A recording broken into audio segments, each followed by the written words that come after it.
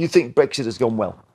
Well, I think that it wasn't only the civil service, it was Bercow in Parliament, it was the Remainers, it was even Keir Starmer trying to stop Brexit. I want to focus in on this bit of moaning here from ex-Tory MP and Brexit campaigner Andrea Jenkyns. Now, here's the aspect I find most annoying about this line of defence. If you're pushing a plan like Brexit that you want to implement, and you haven't factored in the resistance to that plan from people who will think it will be harmful to the country, passionate people who will work against you as they believe it will be an act of self-harm to remove Britain from being able to freely trade with our EU partners, then you haven't properly researched whether or not your plan is viable.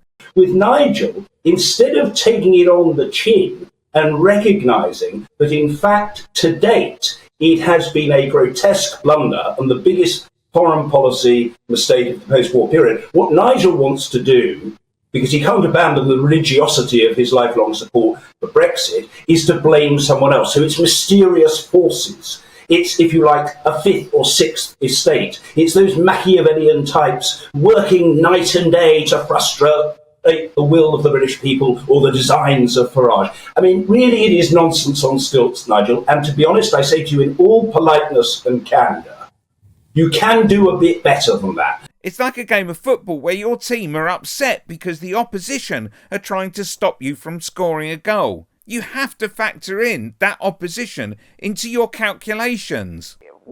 We shouldn't be tied to the EU at all, in my view. And what would just be this like little sort of tiny country on our own without Britain? How's that gone? How's that gone? Where's that promised US we're trade never deal? going to agree on this. We are down 40 billion just in tax receipts You just epitomise sour grape Remainers, for God's sake. I am sour. There's a certain childish arrogance and expectation that those opposing Brexit should just shut up and comply. The fact that many people didn't know what it even meant or entailed is another matter altogether, so expect a video on that soon.